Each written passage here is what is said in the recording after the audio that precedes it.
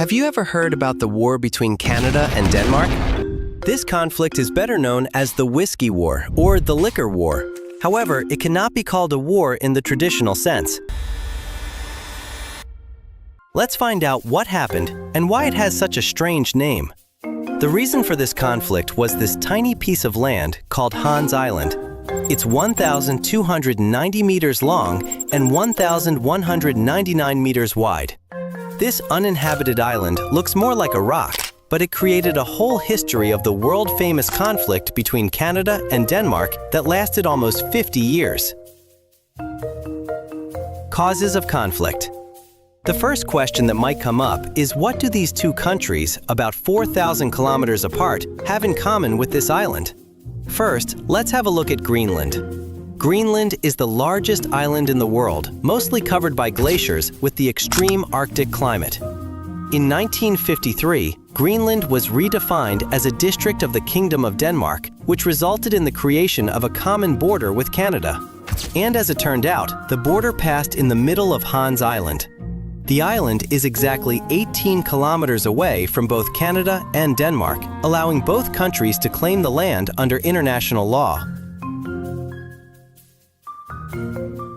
1973 is considered to be the year of the beginning of the Whiskey War.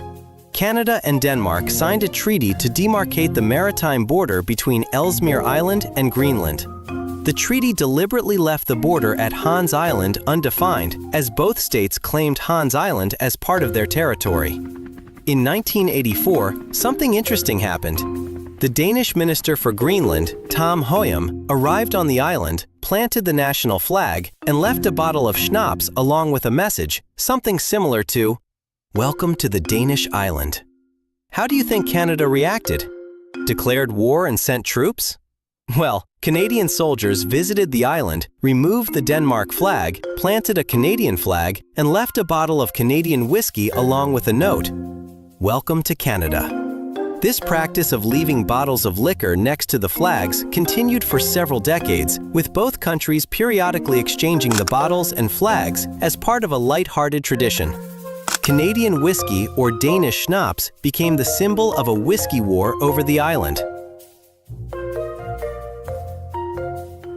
In 2005, the foreign ministers of Canada and Denmark met in New York and announced willingness to resolve the conflict, stating that a war of flags was unacceptable in the modern world.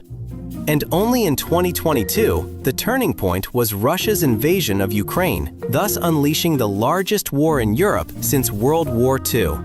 Canada and Denmark signed an agreement to end the conflict, setting an example for other countries on how to resolve territorial disputes. It sends a message to the world, and also including President Putin. What happened with Russia's invasion of Ukraine. And so it's symbolic because at the time where it's happening, as we're seeing that there's an illegal and unjustifiable invasion. Under the terms of the peace agreement, the island was divided along a north-south rift in its center. 60% of the island went to Denmark and the remaining 40% to Canada. And traditionally, the parties exchanged bottles of alcohol. I am confident this is the way wars should be fought in the modern world.